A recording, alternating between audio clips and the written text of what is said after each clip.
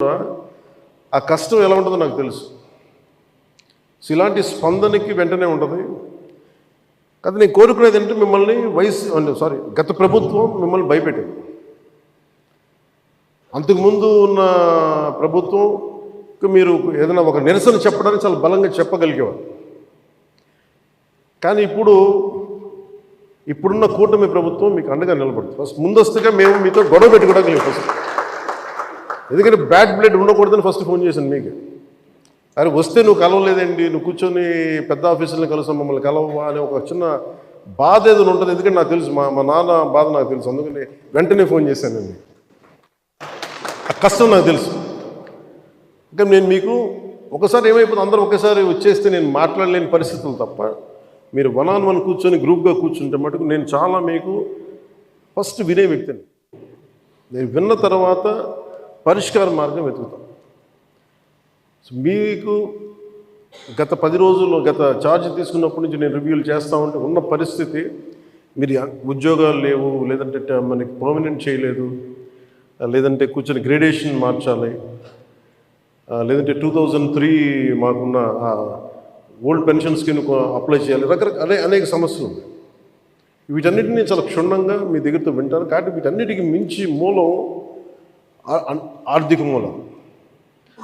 రాష్ట్ర విభజన జరిగినప్పటి నుంచి ఈరోజు దాకా ఆంధ్రప్రదేశ్ ఇంకా ఉణుకుతూనే ఉంది, ఆర్థికంగా నిలదొక్కుకోలేదు. మేము కూడా ఓటు చీలకూడదు, అందరూ కలిసి రావాలి. ఎందుకన్నామంటే అసలు ఆంధ్రప్రదేశ్కి ఒక బలమైన రాజకీయ వ్యవస్థ ఉంటేనే కింద ఉన్న మనకి పనిచేస్తున్న ఉద్యోగులందరికీ కూడా ఒక భద్రత ఉంది. ఇందాక మాట్లాడుతూ ఉంటే కూడా ఐఏఎస్ అధికారులతో వాళ్ళకి కూడా డిఏలు ఇవ్వలేని పరిస్థితి ప్రభుత్వం. ఒక 90,000 రూపాయలు వాళ్ళకి రావాల్సింది 4% ఇంక్రీజ్ వచ్చింది. మాకు అన్ని బకాయిలు తీసుకుంటే 90,000 ఇవ్వాలి, వదిలేశారు.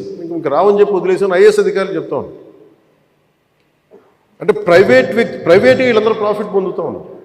డబ్బు ఉంది, కానీ డబ్బుని వ్యక్తులు సొంతం చేసుకున్నారు. రాజకీయాల్లో కూర్చొని గత ప్రభుత్వం స్థాయి దాన్ని పెంచేసింది. అది మేము కరెక్ట్ చెయ్యాలి. అందుకని మేము చాలా నిబద్ధతతోటి నిక్కచ్చిగా ఉండే వ్యక్తులు మేము కట్టుబడి ఉన్నాం. సో మీకు మేము మాట ఇచ్చేది కూడా ముందస్తుగా అసలు ఫస్ట్ ఆర్థిక పరంగా అసలు ఎలా ఉంది రాష్ట్రం, శ్వేతపత్రాలు రిలీజ్ చేయబోతుంది. ఆర్థిక పరంగా ఎంత ఏ పరిస్థితిలో ఉంది, ప్రతి డిపార్ట్మెంట్లో ఎంత డబ్బు ఉంది, ఏ డబ్బులు ఉన్నాయి, అసలు ఏమైపోయిన. ఉదాహరణకి పొద్దున్న ఏదో రివ్యూ చేస్తూ ఉంటే నారాయణ గారితో మాట్లాడుతూ ఉంటే అంటే ఏ పరిస్థితిలో ఉన్నాయి చెప్తాను. ముఖ్యంగా మన పిఆర్కి, మన పంచాయతీరాజ్ సంబంధించి 15th ఫైనాన్స్ కమిషన్ అసలు డబ్బు లేదు, మ్యాచింగ్ గ్రాంట్ ఇవ్వలేదు. దాదాపు కొన్ని వేల కోట్లు రావాల్సింది రాలేదు.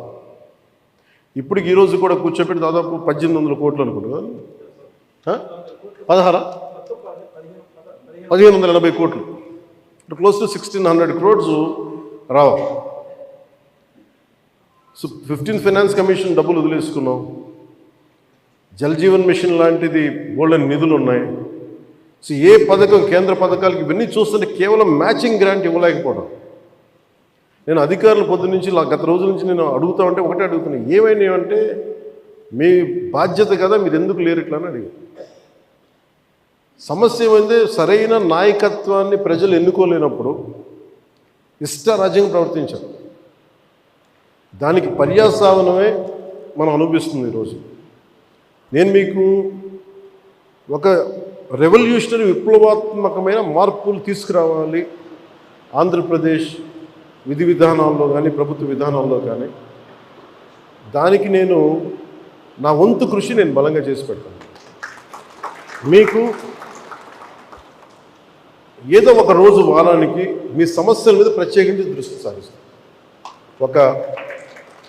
అంటే ఈరోజు కూర్చుంటే ఒక సపోజ్ నెల రోజుల్లోపు నాకున్న సమయంలో, అందుకే నెల రోజులు అంటే అది 2 వారాల్లో కానీ మీరు చెప్పండి, నాకు ఇంత టైం పడుతుంది, ఒక్కొక్క వింగ్ని అర్థం చేసుకోవాలి. ఇప్పుడు మీరు చెప్పారు ఈ ఫిట్మెంట్లు కానీ మనకి పిఆర్సీ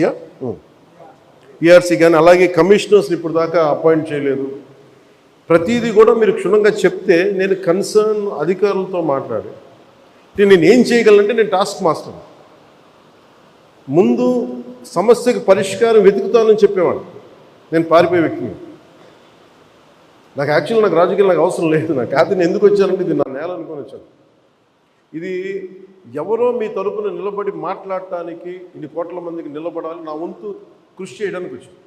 దాంట్లో భాగం మీ భవిష్యత్తుకి మీ భద్రతకు కూడా నేను మనస్ఫూర్తిగా మాటిస్తున్నాను, ఇది నిలబడి. సో నేను కోరుకునేదల్లా మీకు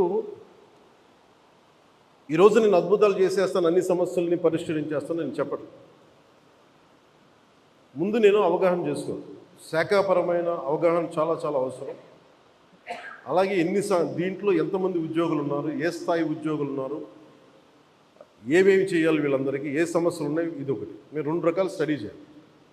ఇవన్నీ చేసిన తర్వాత ఒకటి పంచాయతీలని దానికి పునర్వైభవం తీసుకురావడం, గత వైభవం తీసుకురావడం పంచాయతీలకి. అలాగే పంచాయతీరాజ్ వ్యవస్థ నా కోరిక ఒకటే, ఈ 5 ఏళ్ల కాలంలో ఆంధ్రప్రదేశ్లో ఉన్నంత బలమైన పంచాయతీ వ్యవస్థ మనకి భారతదేశంలోనే లేదని అలాంటి సర్టిఫికేట్ తెప్పించుకోవాలని నా కోరిక.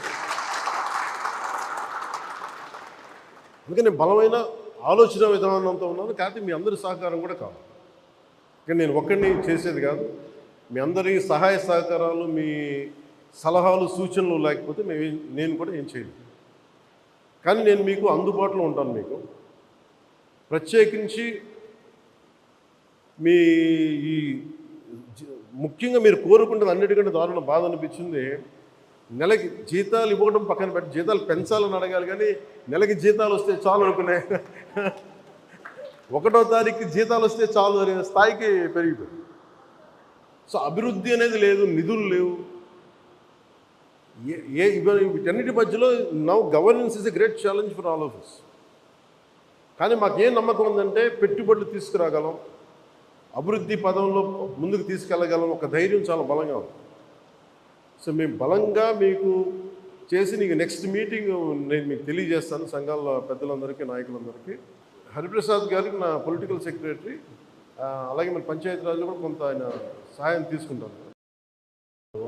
వరప్రసాద్ గారు వీళ్ళందరూ ఉన్నారు, కానీ ప్రత్యేకించి ఇంకొంచెం మీకు ఎక్కువ నమ్మకం కలిగించడానికి నేను అందుబాటులో ఉంటానని చెప్పడానికి.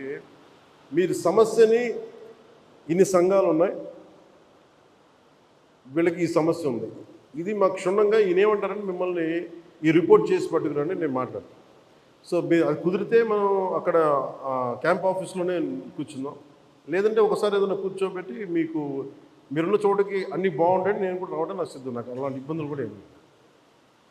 సో ఇవన్నీ దృష్టిలో పెట్టుకుని నాకు ఇప్పుడే ఛార్జ్ తీసుకున్నాను కాబట్టి కొద్దిగా నాకు కొన్ని రోజులు సమయం ఇవ్వండి. నాకు సమయం ఇచ్చిన తర్వాత మీతో కూర్చొని మన సాధక బాధకాలన్నీ మాట్లాడుకుని, ముందు మీరు ఆనందంగా ఉంటే తప్ప ప్రజలకు మిమ్మల్ని ఆనందంగా ఉంచలేదు. నాకు మీరు ఆనందంగా ఉండాలని మనసావాచ ఆకాంక్షించాను.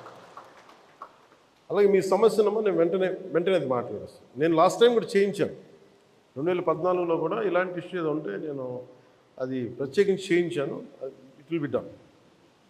అది మేమే కూర్చోబెట్టి చేస్తాను, అది మటు కొంచెం మాట్లాడుతున్నాను. సో మీ అందరికీ ప్రత్యేక ధన్యవాదాలు తెలుపుకుంటే, అంటే నేను ఎంత అవగాహన చేసుకున్నాను అనడానికి మీరు చెప్పిన ప్రతి పాయింట్ యాజ్ ఆన్ నౌ నేను నోట్ చేసుకున్నాను. దీని మీద నేను అంటే వీటి మీద కూర్చొని నెక్స్ట్ టైం మీటింగ్ నాకు కొంచెం ప్రిపరేటరీ వర్క్ కావాలి, అందువల్ల కూర్చొని మీతో మాట్లాడతాను తెలియజేసుకుని మీ అందరికీ ప్రత్యేకమైన ధన్యవాదాలు తెలుపు సెలవు తీసుకున్నాం. జై హింద్.